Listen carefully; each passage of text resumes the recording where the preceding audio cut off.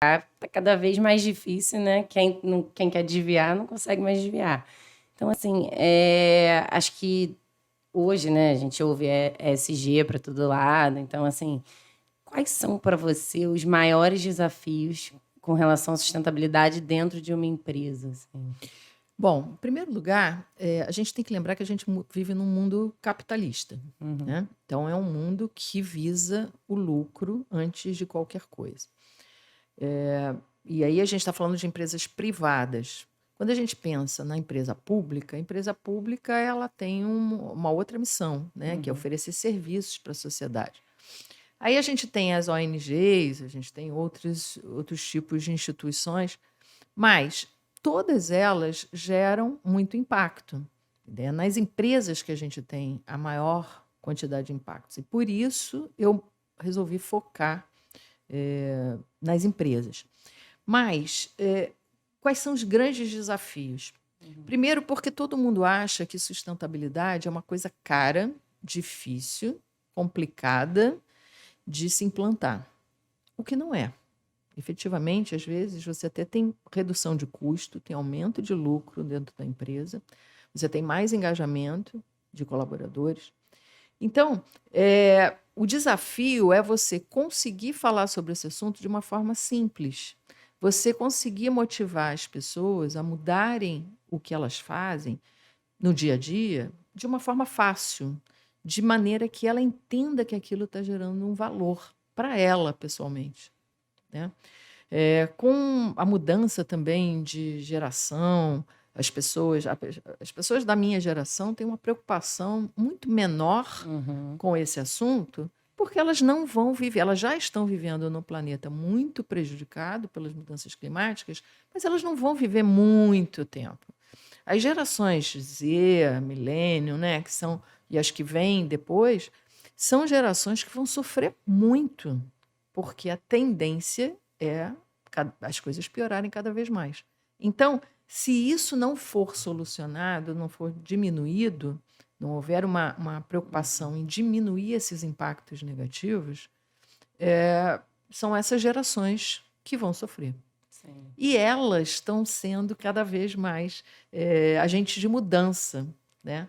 Não somente na vida pessoal, mas também nas empresas, porque são as gerações que estão virando gerentes, que estão virando CEOs, são os novos empreendedores, os novos donos de startups, são os novos herdeiros das grandes fortunas.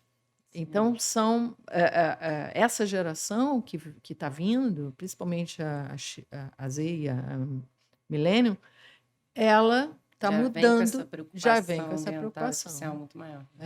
E, Cristina, mesmo você não sendo da geração Z ou Y, enfim, você já tem essa preocupação com a sustentabilidade, né? Como é que foi isso? O que realmente te chamou a atenção para você já, assim, de uma forma, eu diria até pioneira, né? E lá no início já pescar esse assunto, né? E se interessar por isso, se especializar nisso. Como é que foi essa história? É até legal a gente saber, assim, se isso sempre esteve na sua mente ou se teve um momento que girou a chave, sabe? Eu sempre tive um foco muito grande em social, isso na minha vida pessoal. Eu sempre me preocupei muito com as questões sociais, né? Mas eu não encontrava muitos caminhos, né? Eu nunca tive muito dinheiro para ficar doando, fazendo muita filantropia. Então, sempre fiz muito voluntariado, sempre tive ali buscando alguns caminhos. Em paralelo, eu fui trabalhar com gestão. Eu tenho uma empresa, né, que é a Baicon, já desde 2002. E a Baicon, ela nasceu para ajudar empresas a fazerem gerenciamento de projetos, programas e portfólios, implementação de PMOs, de áreas de projetos, formação de projetos. E comecei também a trabalhar como professora de MBAs em gerenciamento de projetos, em gestão de negócios, sempre com esse foco de gestão. E comecei a perceber que eu estava ajudando as empresas, sim, mas a ganhar mais dinheiro e não a beneficiar a sociedade, não a beneficiar o planeta, o meio ambiente. E aí fui fazer um doutorado. No doutorado, eu já tinha uma preocupação com isso. Eu fui estudar fatores determinantes de subjetividade que afetam efetividade no trabalho. Traduzindo, aquilo tudo que ninguém fala e que atrapalha o resultado final do trabalho. O que era? Né? O que é isso? Eu fui estudar pessoas de gerações diferentes, de raças diferentes, de religiões diferentes, de orientação sexual diferente, opção política diferente. Foram 16 fatores, afinidade com sustentabilidade era um deles. Como pessoas com características diferentes afetavam o resultado do trabalho. Que aspectos ali que afetavam. Essa é a minha tese de doutorado. E ali tinha afinidade com sustentabilidade. E quando eu fui estudar afinidade e sustentabilidade, eu falei, gente, é isso que eu quero. Né? Então, eu elenquei como assunto seguinte de estudo. E isso tem quanto tempo? Só desculpa. Eu comecei o doutorado em 2007. Eu comecei a trabalhar efetivamente com sustentabilidade, a estudar sustentabilidade, por volta de 2013. Mais ou menos. Comecei assim com um grupo de amigos. Eu falei, quem é que tem cara aqui de gostar de sustentabilidade? Aí chamei, comecei a fazer umas reuniões na minha casa. Aí fizemos um grupo de estudos, colocamos...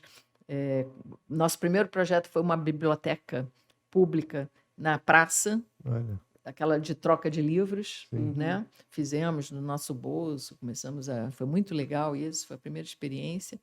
Tentamos vender isso como um produto para a prefeitura, tentamos ter patrocínio e tal, e acabou não vingando. E aí eu comecei a estudar vários assuntos, vários temas da sustentabilidade, e descobri que eu tinha uma tremenda oportunidade, que todo o conhecimento que eu tinha adquirido em gestão, que eu podia colocar a sustentabilidade naquilo, e eu identifiquei também que os maiores impactos vêm das organizações. Então, a minha meta passou a ser ajudar as organizações a diminuírem seus impactos negativos e a maximizarem seus positivos. E de lá para cá eu fiquei tão feliz de trabalhar com isso. Vai dando uma gratidão, né? Vai, porque você vai desenvolvendo, né? Eu desenvolvi um modelo de gestão, publiquei num livro, automatizei numa plataforma digital. Então, Parece, então, que acabou que você uniu, então, todo esse conceito de gerenciamento de projeto e trouxe isso de uma forma bem organizada, né? Através desses mesmos conceitos, aplicando sustentabilidade dentro das empresas. E aí eu fico muito curioso em relação a esse início, né? Porque o início é sempre mais desafiador, né? Às vezes a gente chega ali como empreendedor, como empresário, querendo fazer a diferença, empacota um serviço e aí depois tem que validar no mercado, né? Para ver se realmente, pô, aquela ideia pode ser bem implementada, vai gerar valor para esses clientes. E como é que foi esse processo inicial, né? Porque eu imagino que a sustentabilidade também não é um tema que nem toda empresa está disposta a abrir a porta, né, e conversar, enfim, como você mesmo falou, às vezes a gente acaba colocando, né, a questão do lucro em primeiro lugar, se isso não tiver aliado à sustentabilidade, a uma economia ou um lucro, um aumento de lucro, acaba que, enfim, talvez tenha maior dificuldade com o cliente. Como é que foi esse início? Bom, quando você começa, eu tenho uma forma assim de estudar coisas, né? Eu começo a me aproximar de quem sabe. Então eu começo a ir a tudo quanto é evento. Às vezes eu não tenho a menor ideia do que está sendo falado ali, mas eu saio dali sabendo alguma coisa.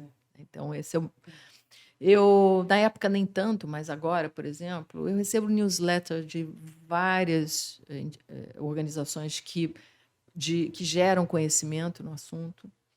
Então, na época, eu comecei a me aproximar de vários atores, né, dentro desse cenário e participar de eventos e conheci o Sistema B na época. O Sistema B é um sistema que propõe as empresas mudarem a sua forma de trabalhar para ser mais sustentável. E, na época, houve um laboratório do Sistema B. E aí eu me inscrevi nesse laboratório. Nesse laboratório tinha 100 e poucas empresas pequenas, empresas grandes. E a gente tinha Coca-Cola, L'Oréal participando. Então, foi uma iniciativa muito interessante, que envolveu empresas de vários segmentos diferentes e tipos diferentes. E nessa época, eu já tinha um modelo elaborado de trabalho. E aí eu tive a oportunidade de validar o modelo durante o laboratório. Que bacana. Então, no laboratório, eu usei Legal. as empresas, né? Eu oferecia workshops gratuitos e, na verdade, eram workshops para conversar sobre esse assunto, usando o modelo que a gente tinha desenvolvido, que é o modelo GES, Modelo de Gestão Estratégica de Sustentabilidade. Fizemos essa validação inicial. Depois, eu entrei numa aceleradora para desenvolver a plataforma, para automatizar o modelo. Foi uma experiência muito boa, por um lado, no sentido de que eu também aí fui ver todos os processos de startup, aí virei startup de novo, né? Lá para o início. Então é uma startup, a gente pode dizer que é uma startup Sim. de sustentabilidade. Atualmente a gente tem muito essa pegada, né, de startup. E aí nós o lado negativo foi exatamente a resistência, né, que você citou na sua pergunta.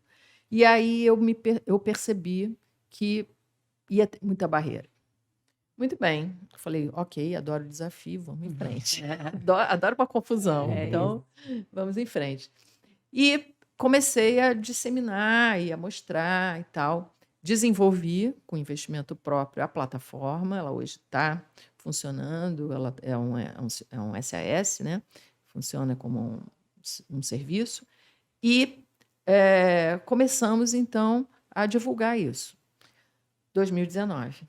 Quando a coisa começou a andar, publicamos o livro, lançamos o livro, né, com o modelo, a plataforma. Nosso propósito é sempre fazer com que as empresas possam aplicar o conhecimento da forma mais fácil e o máximo de empresas. Então, o modelo está inteiro no livro e a plataforma ela é barata. Então, é para que as empresas possam, de uma forma tranquila, possam implementar. E aí a gente começou a fazer esse trabalho de divulgação e tal. Aí veio a pandemia, né? E aí, na pandemia aconteceu o que acontece com todo mundo. Todas as empresas deram um passo atrás, só preocupadas com redução de custo. Mas aí eu ganhei um grande aliado, que foi exatamente o mercado financeiro. O mercado financeiro perdeu muito dinheiro com empresas que faliram, com empresas que não deram bons resultados durante a pandemia. E quais foram aquelas que funcionaram melhor? Aquelas que eram sustentáveis. Então, o mercado financeiro, que já vinha estudando essa tendência, né? A gente teve aí grandes players do mercado dizendo que só iam investir em empresas sustentáveis, houve um posicionamento. Aí, o tal do ESG, né? O ESG, ganhou força. Exatamente. E até para explicar para o pessoal que está assistindo a gente, né? Que é o ESG, assim, antes da gente continuar, porque eu acho que é legal a gente esclarecer esse termo, que a gente escuta para todo lado, mas muita gente nunca parou para ler sobre. Exatamente. E o ESG, na verdade, é um termo que foi cunhado até pela ONU lá atrás, mas o foco, a diferença do ESG, vamos dizer, para a sustentabilidade, é muito pequena. Na verdade, a sustentabilidade, a linha atual da sustentabilidade, ela trabalha com 3 pilares, né? O ambiental, o social e o econômico. E o que se defende é que você tem que ter um mundo que seja socialmente justo, né? Que a sociedade ela viva de uma forma justa, né? Com pouca desigualdade e tal, ambientalmente correta, mas que se sustente economicamente. Sim. Não adianta você fazer um trabalho social fantástico, uma organização, trabalho ambiental fantástico e falir. Tem que lucrar, não tem E jeito. tem que ter. Ainda mais nós que somos empreendedores, sabemos bem. Exatamente. Então, você tem que ter o equilíbrio dessas coisas. O ESG, o mercado financeiro entendeu o seguinte, ok, mas eu tenho um trabalho enorme para avaliar as empresas em relação aos resultados que elas geram. Por quê? Porque elas não têm governança. O que é a governança? São os comitês, são as pessoas com conhecimento de sustentabilidade nos conselhos de administração, são os processos que obriguem a empresa inteira a cumprir, que tem atitude sustentável, são sistemas, são treinamentos. Isso tudo faz parte do G da governança. Então, o que o mercado financeiro diz? Se você não tem gestão em sustentabilidade, você não consegue ter o resto, porque você não vai conseguir equilibrar. Não é só trocar o papel normal pelo reciclado. Não. Eu lembro que, uma época atrás, né, era quase assim a avaliação, né? Pô, a sua empresa é sustentável, vocês usam papel normal ou reciclado? Ah, reciclado, então resolveu. E como é que é essa amplitude, assim, né? Porque a gente fala de uma empresa sustentável e aí até uma coisa, assim, difícil para a gente entender qual é a profundidade, né, dessa sustentabilidade, que a gente, vê que no final do dia, né, as empresas estão utilizando recursos, estão gerando rejeitos, resíduos, elas estão utilizando também, muitas das vezes, né, plástico descartável de uso único. Como que existem alguns pilares assim iniciais para, imagino que esteja dentro da ESG, e como que isso assim, como que um empresário hoje consegue ter uma visão geral? É através dessa sigla, ESG, e isso se desmembra por meio de objetivos específicos? Isso ainda é muito complexo, né? Por quê? Existem alguns padrões, eu chamo de estruturas de sustentabilidade já estabelecidas. Então, a gente tem internacionais. A gente tem, por exemplo, o Global Reporting Initiative, que é um padrão que define indicadores ambientais, sociais e econômicos. Então, muitas empresas, as grandes empresas, fazem relatórios GRI. Então, esse é um padrão. Existem outros. Sistema B tem um padrão, o Instituto Ethos tem outro padrão, as empresas que estão listadas na Bolsa usam os indicadores EASY, se estão na Bolsa Interna de Nova York, usam o Dow Jones. Então, você tem vários padrões, mas todos eles baseados nos impactos sociais, ambientais e econômicos. Tá? Os ODS, para Então, mim... é um bom ponto de partida o ESG, né? Independente do tipo de relatório ou do tipo de... Não, independente do tipo de estrutura, pilares, né? Tudo são esses 3 pilares. Eu gosto muito de usar os ODS, os Objetivos de Desenvolvimento Sustentável da ONU, porque a ONU estruturou, né?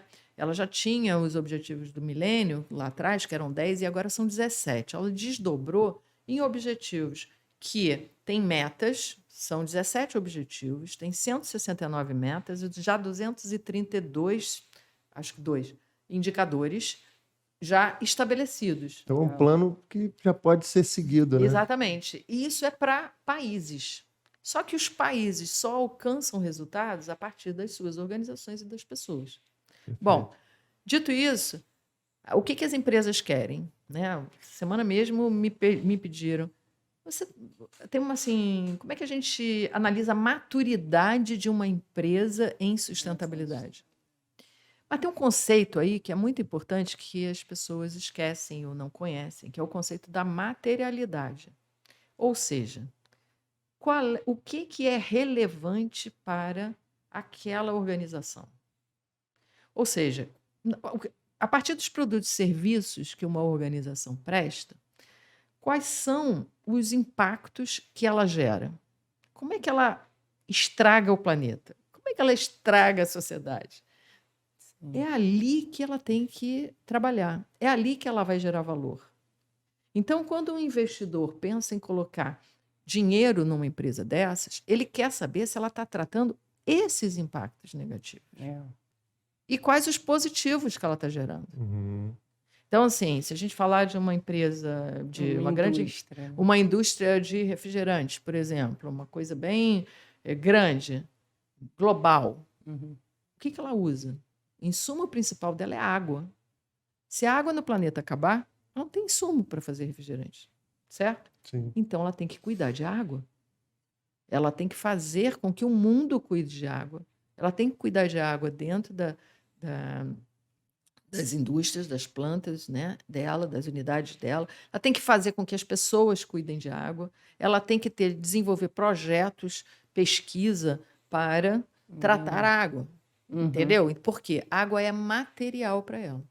Então, é difícil você comparar empresas de segmentos diferentes né? Para dar uma Porque o tipo de certificação. impacto também é diferente, né? Exatamente. Uma vai emitir mais gás carbônico, né? A outra vai se preocupar com o oceano. Então, Exatamente. legal. Então, não é todo mundo que tem que plantar árvore. Uhum. Não é todo mundo que tem que trocar lâmpada. Não é todo mundo que tem que usar papel reciclado. Cada um cuida do, vamos dizer assim, do principal impacto Dos que seus realiza. produtos e serviços, entendeu? Perfeito. E aí existem os relatórios que refletem como as empresas estão cuidando disso. Então não tem um número assim global que a gente pode falar, nota sustentável dessa empresa é essa tá nota 10, essa tá 9, essa Ou aqui tá esse 8,5. KPI é X, esse KPI é Y. São vários KPIs, né? São vários. Eu acho que a gente vai chegar num momento, existe já um movimento muito grande, principalmente da União Europeia, de unir taxonomias, ou seja, juntar, e já estão se juntando, algumas entidades já estão se juntando. Eu trabalhei na Comissão Brasileira do Relato Integrado, o Relato Integrado já se uniu ao SASB, está se unindo com outras instituições para unificar a forma de apresentar resultados, que tenha todos os vieses, o viés contábil, o viés da sustentabilidade, dos resultados, do lucro e tal. Parece que para as empresas que estão bem seria muito bom, né, essa consolidação, mas ao mesmo tempo deve ter um monte de empresa que quando consolidar esses números aí deve estar lá embaixo na lista, né? Então deve ser realmente algo complicado, eu imagino. Mas você sabe que o mais importante, eu sempre digo que sustentabilidade não é um status, não é um retrato, é um caminho, é uma jornada. Você vai aumentando os seus impactos positivos na medida em que você vai também criando essa cultura dentro da organização. Quando você começa, ninguém nem sabe falar o que é SG. Ih, agora a gente tem que gerar resultado SG. O que é isso? As pessoas não sabem. Então, seu primeiro passo é fazer com que elas entendam, né? Quando você foca na materialidade, você está focando como é que eu vou atacar aquele impacto gerando um valor para a empresa. E aí tem vários valores que podem ser agregados. Por exemplo, aumentar o público.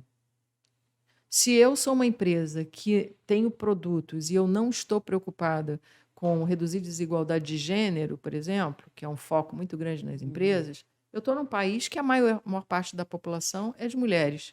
Se eu não tenho mulheres na tomada de decisão, eu não consigo refletir nos produtos e serviços que eu ofereço uma visão feminina. Sim. Logo, não vou atender o mercado feminino. Consequentemente, eu estou deixando de lucrar com uma parte do mercado que eu não atendo. Entenderam a lógica?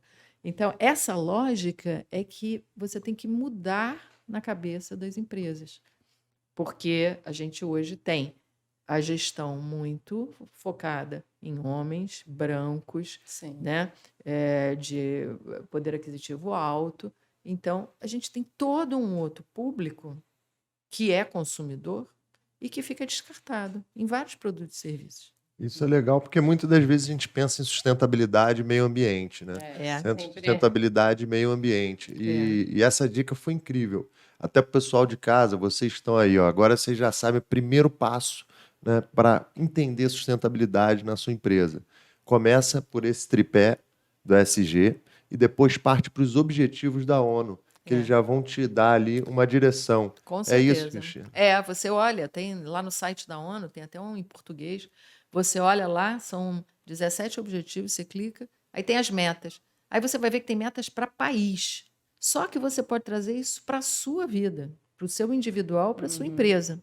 Agora, muito importante. Também, né? Não só para a empresa, né? Então, uma empresa, para ser sustentável, ela precisa de indivíduos também sustentáveis. Sim, se as pessoas não comprarem a ideia, né, elas não vão aplicar na vida delas e no trabalho também não. Sim, isso serve para pequenas, né, médias, grandes empresas. Então, independente do tamanho, do porte da sua empresa, tem também o livro, né, e o software da Bicom. Né? Então, assim, já tem umas dicas super legais aqui para a gente começar a entender o termo e desdobrar. E no site da Bicom a gente também tem muitos tem vídeos, a gente tem canal no YouTube, a gente tem também alguns e-books, coisas que podem ajudar, né?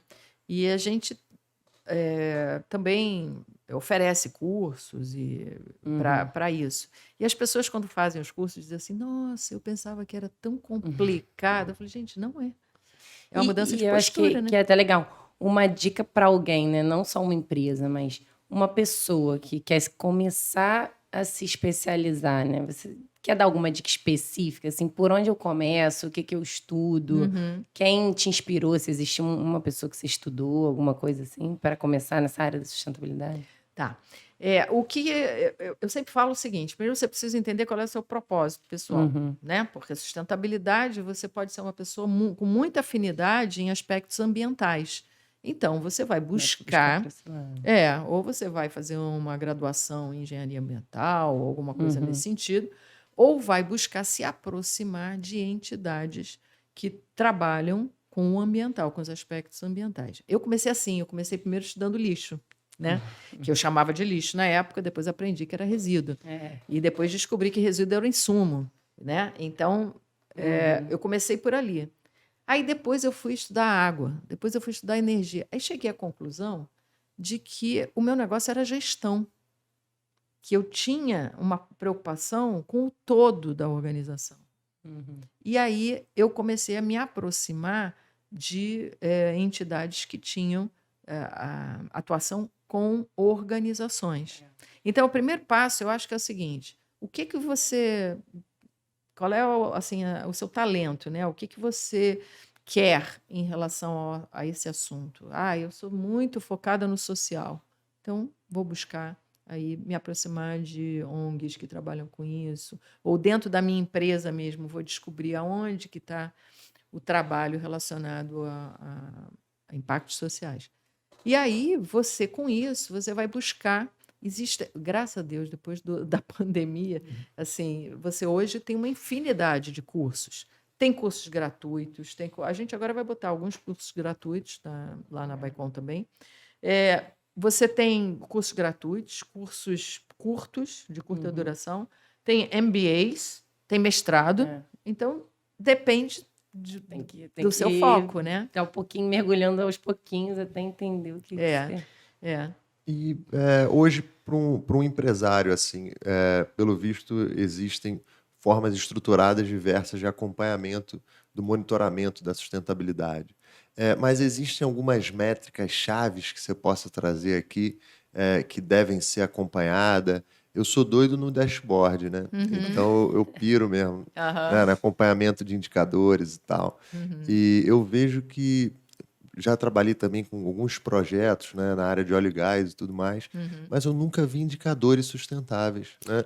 Nunca vi ninguém acompanhando indicadores sustentáveis. Como é que existe alguns que você pode destacar para a gente, ou isso também é de forma específica? Como é que é isso? Isso também é específico, né? Porque o nosso modelo, ele começa com um diagnóstico, né? A empresa entendendo quais são os impactos que ela já gera e quais os riscos que ela está correndo, e a avaliação da materialidade. Aí ela entende, olha, os temas da sustentabilidade que são importantes para o meu negócio são resíduo, energia, água, gênero, desigualdade. Eu escolho ali, não adianta eu querer trabalhar os 17 temas, se a gente for usar o ODS como Não base. dá para abraçar o mundo. Não dá, nem adianta, e nem precisa, né? Você tem que começar pequeno para ir criando, gerando valor e aí criando cultura. Então, primeiro passo é fazer um diagnóstico. Quando você faz o diagnóstico, você já começa a quantificar os impactos, pela nossa forma de ver. Quando você começa a quantificar, você passa a ter já indicador, né? Então, por exemplo, se eu trabalho com resíduo, né? Tem algum projeto legal que não sei, talvez você possa dar como exemplo, que você já participou, alguma empresa, para a gente entender melhor, talvez, não sei. Estou pensando aqui, por exemplo, uma empresa de mineração, né? Ela provavelmente gera um impacto no solo, né? E aí esse indicador é um indicador muito importante, né, para ser acompanhado. Imagino já as empresas, né, de extração de petróleo. Esse impacto provavelmente se for uma empresa offshore, é toda concentrada no mar, né? Eu fico pensando, imagina a complexidade de você conseguir identificar Analisar o até, né? impacto no meio do oceano, né? Uhum. E a não sei quantos mil metros de profundidade. Tem algum exemplo bacana que você possa trazer para a gente? Olha, você falou em mineração. Ano passado, por coincidência, eu participei de um projeto com uma mineradora. Depois dos acidentes, né, de Ah, Brumadinho e Mariana, as empresas começaram. O mundo estabeleceu um padrão específico para a mineração. Nesse padrão específico, tem direcionamentos ali de informações que as mineradoras têm que apresentar. Ainda não era obrigatório ano passado, acho que ainda não é. Mas em algum momento vai ser obrigatório apresentar resultados dentro daquele formato. E os investidores, que são exatamente quem vamos dizer assim, direcionam ou motivam, né, Sim. as empresas, as organizações a mostrarem resultados que sejam claros, transparentes, verdadeiros, vão olhar aqueles indicadores.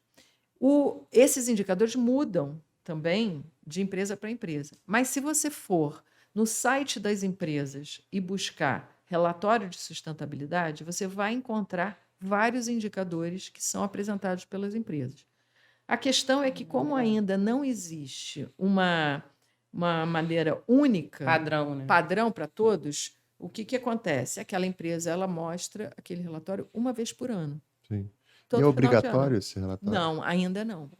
Então, obrigatório para, vamos dizer, não necessariamente obrigatório para as empresas apresentarem, mas aquelas que têm investidores ou aquelas que estão na bolsa, elas têm algumas, a CVM também pede algumas coisas Uma boa com prática. auditoria, com não apresentação desses resultados, Sim. né? E comprovação.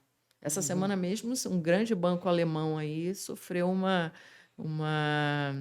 auditoria porque publicou relatórios que demonstravam resultados fake, né? O tal do greenwashing. Então, isso vai mudando. Agora, tem muita empresa que já faz isso há muitos anos, né? Se você buscar, por exemplo, a L'Oréal tem um trabalho muito grande, a própria Coca-Cola, que todo mundo acha Heineken que também, né? a Heineken, a própria Vale tem uma área de sustentabilidade que já atua há muito tempo.